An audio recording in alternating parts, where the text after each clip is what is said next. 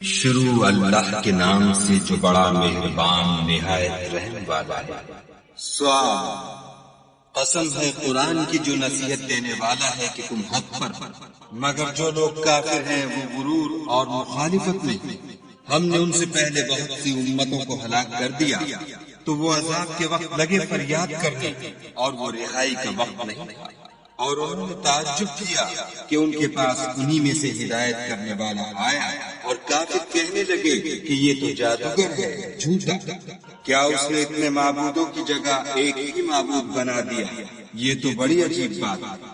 تو ان میں جو معزز تھے وہ چل کھڑے ہوئے اور بولے کہ چلو اور اپنے معبودوں کی پوجا پر قائم رہو، بے شک یہ ایسی بات ہے جس سے تم پر شرف و فضیلت مقصود ہے۔ یہ پچھلے مذہب میں ہم نے کبھی سنی ہی نہیں، یہ بالکل بنائی ہوئی بات ہے۔ کیا ہم سب میں سے اسی پر نصیحت کی کتاب اتری ہے؟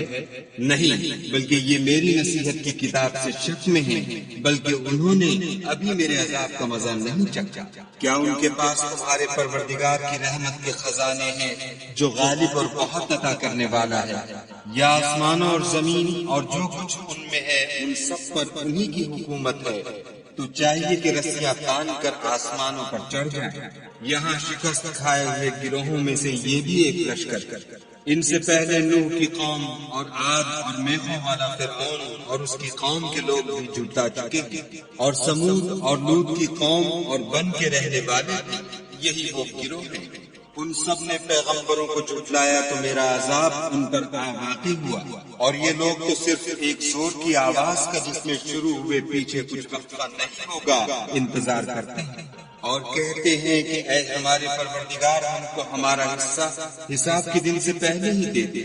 اے پیغمبر صلی اللہ علیہ وآلہ وسلم، یہ جو کچھ کہتے ہیں اس پر صبر کرو، اور ہمارے بندے داؤد کو یاد کرو جو صاحب قوت تھے اور بے شک وہ رجوع کرنے والے تھے۔ ہم نے پہاڑوں کو ان کے زیر فرمان کر دیا تھا کہ صبح و شام ان کے ساتھ خدائے پاک کا ذکر کرتے تھے، اور پرندوں کو بھی کہ جمع رہتے تھے، سب ان کے فرما بردار تھے، اور ہم نے ان کی بادشاہی کو مستحکم کیا اور ان کو حکمت عطا فرمائی اور خصومت کی بات کا فیصلہ سکھایا۔ بھلا تمہارے پاس ان جھگڑنے والوں کی بھی خبر آئی ہے جب وہ دیوار پھاند کر اندر داخل ہوئے؟ جس وقت وہ داؤد کے پاس آئے تو وہ ان سے گھبرا گئے۔ انہوں نے کہا کہ خوف نہ کیجیے، ہم دونوں کا ایک مقدمہ ہے کہ ہم میں سے ایک نے دوسرے پر زیادتی کی ہے، تو آپ ہم میں انصاف سے فیصلہ کر دیجیے اور بے انصافی نہ کیجیے گا، اور ہم کو سیدھا رستہ دکھا دیجیے۔ کیفیت یہ ہے کہ یہ میرا بھائی ہے، اس کے ہاں 99 دمبیاں ہیں اور میرے پاس ایک دمبی ہے، یہ کہتا ہے کہ یہ بھی میرے حوالے کر دے، اور گفتگو میں مجھ پر زبردستی کرتا ہے۔ انہوں نے کہا کہ یہ جو تیری دمبی مانگتا ہے کہ اپنی دمبیوں میں ملا لے، بے شک تم پر ظلم کرتا ہے، اور اکثر شریک ایک دوسرے پر زیادتی بھی کیا جاتا ہے۔ ہاں، جو ایمان لائے اور عمل نیک کرتے رہے، اور ایسے لوگ بہت کم ہیں۔ اور داؤد نے خیال کیا کہ اس واقعے سے ہم نے ان کو آزمایا ہے، تو انہوں نے اپنے پروردگار سے مغفرت مانگی اور جھک کر گر پڑے اور خدا کی طرف رجوع کیا، تو ہم نے ان کو بخش دیا، اور بے شک ان کے لیے ہمارے ہاں قرب اور عمدہ مقام ہے۔ اے داؤد، ہم نے تم کو زمین میں بادشاہ بنایا ہے تو لوگوں میں انصاف کے فیصلے کیا کرو، اور خواہش کی پیروی نہ کرنا کہ وہ تمہیں خدا کے راستے سے بھٹکا دے گی۔ جو لوگ خدا کے راستے سے بھٹکتے ہیں ان کے لیے سخت عذاب تیار ہے کہ انہوں نے حساب کے دن کو بھلا دیا۔ اور ہم نے آسمان اور زمین کو اور جو کائنات ان میں ہے اس کو خالی از مصلحت نہیں پیدا کیا۔ یہ ان کا گمان ہے جو کافر ہے، سو کافروں کے لیے دوزخ کا عذاب ہے۔ جو لوگ ایمان لائے اور عمل نیک کرتے رہے، کیا ان کو ہم ان کی طرح کر دیں گے جو ملک میں فساد کرتے ہیں، یا پرہیزگاروں کو بدکاروں کی طرح کر دیں گے؟ یہ کتاب جو ہم نے تم پر نازل کی ہے بابرکت ہے، تاکہ لوگ اس کی آیتوں میں غور کریں اور تاکہ اہل عقل نصیحت پکڑیں۔ اور ہم نے داؤد کو سلیمان عطا کیے، بہت خوب بندے تھے، اور وہ خدا کی طرف رجوع کرنے والے تھے۔ جب ان کے سامنے شام کو خاصے کے گھوڑے پیش کیے گئے تو کہنے لگے کہ میں نے اپنے پروردگار کی یاد سے غافل ہو کر مال کی محبت اختیار کی، یہاں تک کہ آفتاب پردے میں چھپ گیا۔ بولے کہ ان کو میرے پاس واپس لاؤ۔ پھر ان کی ٹانگوں اور گردنوں پر ہاتھ پھیرنے لگے، اور ہم نے سلیمان کی آزمائش کی اور ان کے تخت پر ایک گھڑ ڈال دیا۔ پھر انہوں نے خدا کی طرف رجوع کیا اور دعا کی کہ اے پروردگار مجھے مغفرت کر اور مجھ کو ایسی بادشاہی عطا کر کے میرے بعد کسی کو شایع نہ ہو، بے شک تو بڑا عطا فرمانے والا ہے۔ پھر ہم نے ہوا کو ان کے زیر فرمان کر دیا کہ جہاں وہ پہنچنا چاہتے ان کے حکم سے نرم نرم چلنے لگتی، اور دیووں کو بھی ان کے زیر فرمان کیا۔ یہ سب عمارتیں بنانے والے اور غوطہ مارنے والے تھے، اور اوروں کو بھی جو زنجیروں میں جکڑے ہوئے تھے۔ ہم نے کہا یہ ہماری بخشش ہے، چاہو تو احسان کرو یا چاہو تو رکھ چھوڑو، تم سے کچھ حساب نہیں ہے۔ اور بے شک ان کے لیے ہمارے ہاں قرب اور عمدہ مقام ہے۔ اور ہمارے بندے ایوب کو یاد کرو، جب انہوں نے اپنے رب کو پکارا کہ بار الہ شیطان نے مجھ کو ایذا اور تکلیف دے رکھی ہے، ہم نے کہا کہ زمین پر لات مارو، دیکھو یہ چشمہ نکل آیا، نہانے کو ٹھنڈا اور پینے کو شیریں۔ اور ہم نے ان کو اہل و عیال اور ان کے ساتھ ان کے برابر اور بخشے۔ یہ ہماری طرف سے رحمت اور عقل والوں کے لیے نصیحت تھی۔ اور اپنے ہاتھ میں جھاڑو لو اور اس سے مارو اور قسم نہ توڑو، بے شک ہم نے ان کو ثابت قدم پایا، بہت خوب بندے تھے، بے شک وہ رجوع کرنے والے تھے۔ اور ہمارے بندوں ابراہیم اور اسحاق اور یعقوب کو یاد کرو، جو قوت والے اور صاحب نظر تھے۔ ہم نے ان کو ایک صفت خاص آخرت کے گھر کی یاد سے ممتاز کیا تھا، اور وہ ہمارے نزدیک منتخب اور نیک لوگوں میں سے تھے۔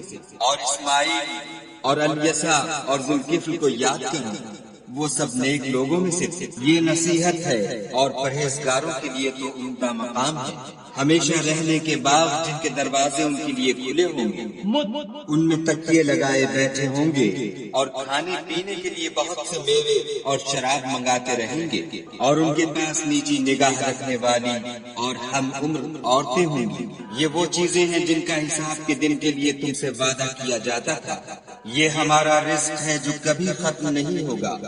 یہ نعمتیں تو فرما برداروں کے لیے ہیں اور سرکشوں کے لیے برا ٹھکانہ ہے، یعنی دوزخ جس میں وہ داخل ہوں گے، اور وہ بری آرام گاہ ہے۔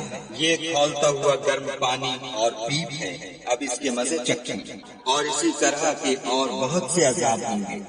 یہ ایک فوج ہے جو تمہارے ساتھ داخل ہوگی، ان کو خوشی نہ ہو، یہ دوزخ میں جانے والی ہے۔ کہیں گے بلکہ تم ہی کو خوشی نہ ہو، تم ہی تو یہ بلا ہمارے سامنے لائے ہو، سو یہ برا ٹھکانہ ہے۔